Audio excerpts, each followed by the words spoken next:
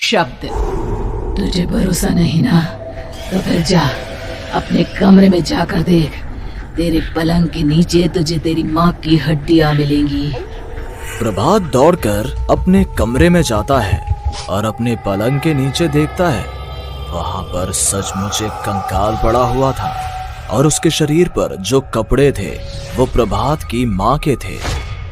क्या बात है, आज तो आप सुबह से ही बहुत बिजी हैं। ऐसा क्या लिख रहे हैं? बस एक फैमिली की कहानी लिख रहा था। जैसे हमारी फैमिली है ना, तुम, माँ और मैं, लेकिन थोड़े अलग तरीके से। क्योंकि ये कहानी हॉरर है और इसमें जो आदमी है ना, मैंने उसकी बीवी को मार दिया है। मतलब कहानी में ऐसा लिखा है। और जानती हो, उसके बाद जो बीवी है ना, वो एक बुरी आत्मा बन जाती है। क्या बेटा, इस तरह की डरावनी कहानियां क्यों लिखता है तू? जानता है ना, हम जो सोचते हैं, जो लिखते हैं, हमारा दिमाग पूरा दिन वैसा ही होता रहता है। माँ, परेशान होने वाली क्या बात है? राइटर हूँ मैं, मेरा तो काम है कहानियां लिखना। और वैसे भी ये सिर्फ एक कहानी है माँ, कोई सच नहीं है। उसके बाद कुछ दिन बीत जाते हैं। एक रात प्रभात को अपने ऑफिस से लौटने में देरी हो जाती है। रात के लगभग 12 बजे हुए थे।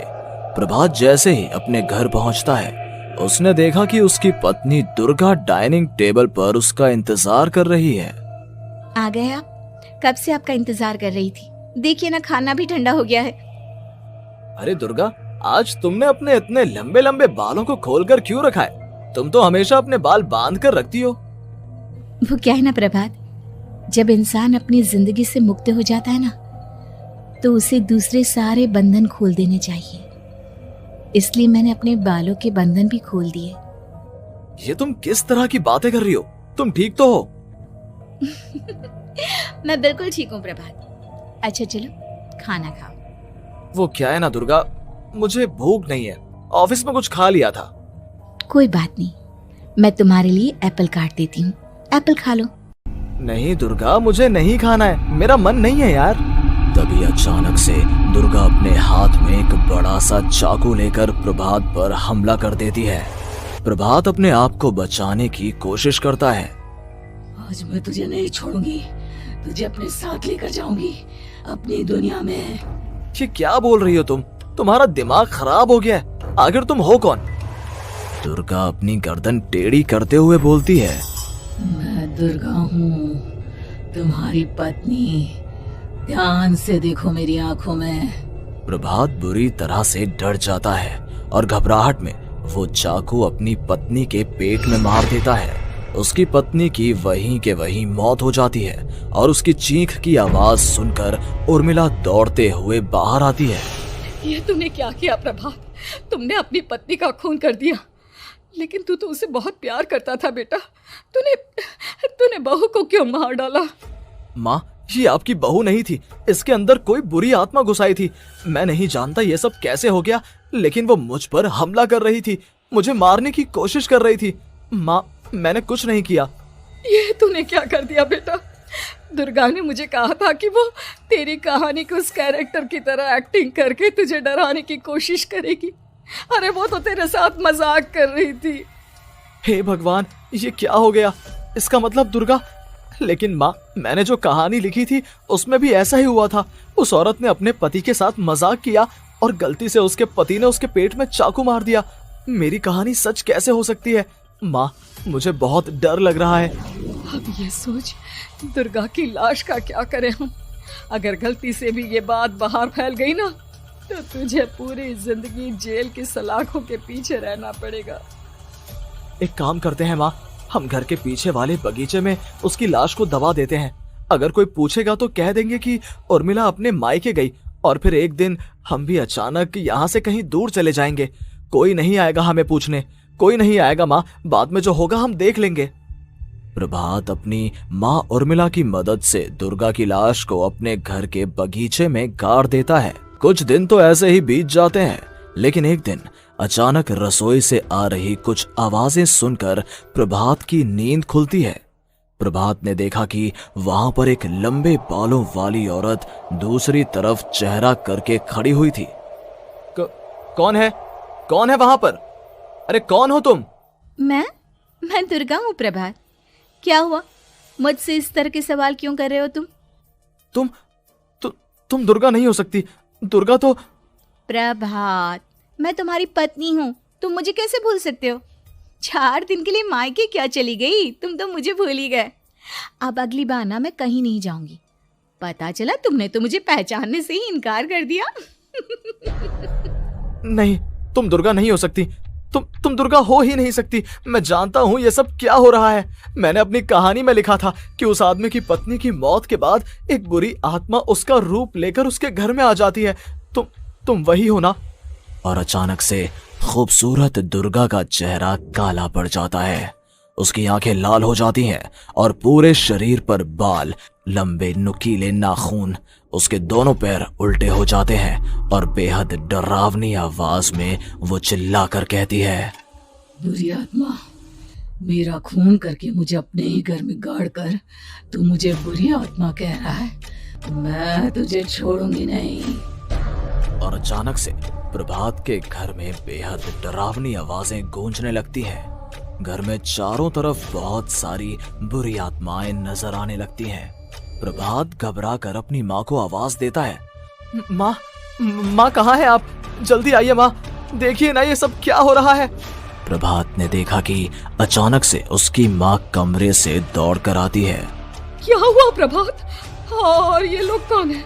इन सब की गर्दन टेढ़ी क्यों है? इनके बाल खुले हुए। हाँ प्रभात, ये सब लोग तो मुझे मरे हुए नजर आ रहे हैं। हाँ माँ, ये सब लोग मरे हुए ही हैं और ये ठीक वैसा ही हो रहा है जैसा मेरी कहानी में हुआ था। लेकिन मेरी कहानी के हिसाब से तो आप भी। अचानक से उर्मिला का रूप बदल जाता है।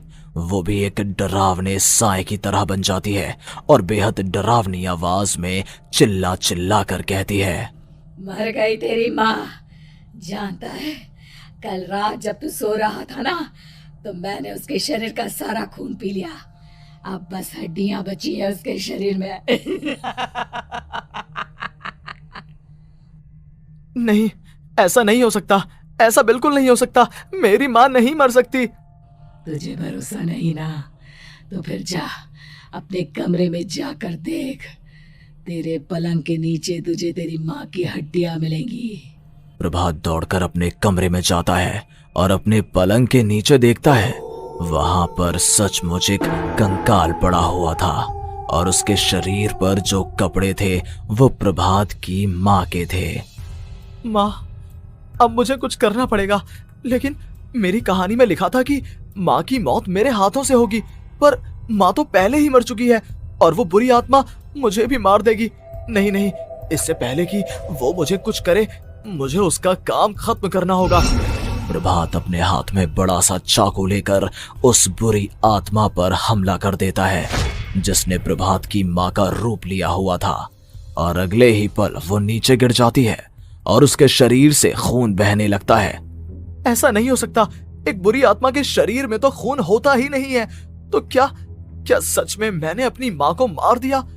लेकिन अभी कुछ देर पहले तो फिर वो कंकाल किसका है? और ये कौन है? मैं पागल हो जाऊंगा। और अपनी माँ की लाश, इसका मैं क्या करूं? लोग पूछेंगे तो मैं क्या जवाब दूंगा? तभी वहां पर दुर्गा का रूप लेकर जो आत्मा थी उसने प्रभात से कहा, गाड़ दे अपनी माँ को ले जाकर उसी जगह जहाँ तूने मेरा खून करके मुझे गाड़ दिया था। जा, चला जा। घबराया हुआ प्रभात पागलों की तरह अपनी माँ की लाश को लेकर बगीचे में गाड़ देता है। प्रभात की हालत पागलों जैसी हो जाती है। वो अपने आप को अपने घर में बंद कर लेता है। कहानी के हिसाब से तो आगे ये हुआ था कि कहानी लिखने वाले ने उन बुरी आत्माओं से डरकर आत्महत्या कर ली थी। तो क्या मैं भी मर जाऊंगा? क्या मैं भी आत्महत्या कर लूंगा? एक काम करता हूँ, मैं अपनी कहानी का अंत बदल देता हूँ। हाँ, ये मैंने पहले क्यों नहीं सोचा। मैं लिख दूंगा कि कहानी को लिखने वाला आत्महत्या नहीं करता, बल्कि कहीं दूर जाकर नए सिरे से अपनी जिंदगी शुरू करता है। यही सोचकर प्रभात ने अपनी लिखी हुई कहानी को बाहर निकाला और उसे पढ़ना शुरू किया। ये देखकर वो हैरान रह गया कि कहानी का क्लाइमैक्स तो किसी ने पहले ही बदल दिया था। ये क्या? इसमें तो लिखा हुआ है कि आखिर में उस लेखक की पत्नी और माँ दोनों बगीचे में जिंदा दफन थे। बुरी आत्माओं ने उनको कैद करके रखा था और वो लेखक अपनी माँ और पत्नी दोनों को जिंदा बाहर निकाल लेता है। लेकिन ये सब लिख किसने दिया? प्रभात दौड़कर बगीचे में जाता है और वहां पर खुदाई करना शुरू कर देता है। प्रभात देखता है कि वहां पर लकड़ी के 2 बड़े संदूक हैं और उनके अंदर से आवाजें आ रही हैं। प्रभात बचा लो मुझे, अगर थोड़ी देर और हो गई तो वो मुझे छोड़ेगी नहीं। बेटा देखो, मैं इस बक्से के अंदर बंद हूँ, प्लीज मुझे बाहर निकालो, वो बुरी आत्मा किसी भी वक्त मुझे मार डालेगी।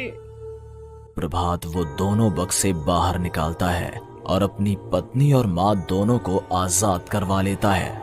लेकिन तभी वहां पर अचानक से एक बेहद डरावनी और खौफनाक दिखने वाली औरत आ जाती है।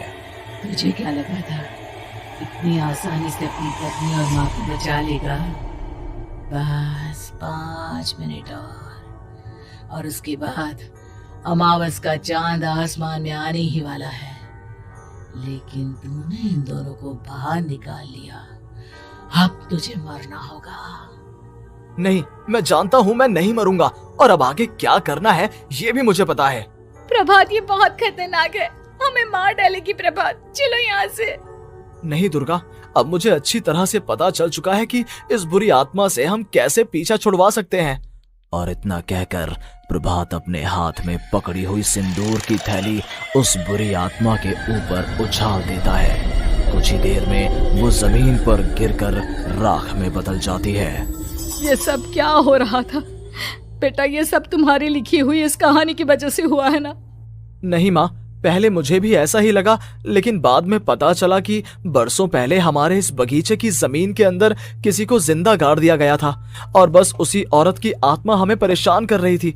उसी ने मेरे शब्दों में जान डालकर उस कहानी को जिंदा कर दिया था। मुझे माफ कर दो प्रभात, मैंने आपकी कहानी के साथ छेड़छाड़ की थी और उसे बदल दिया था। माफी मांगने की जरूरत नहीं है दुर्गा, तुम्हारे उस बदलाव की वजह से ही आज हम सब जिंदा हैं, क्योंकि आखिर में कहानी में वो हुआ जो तुमने लिखा था।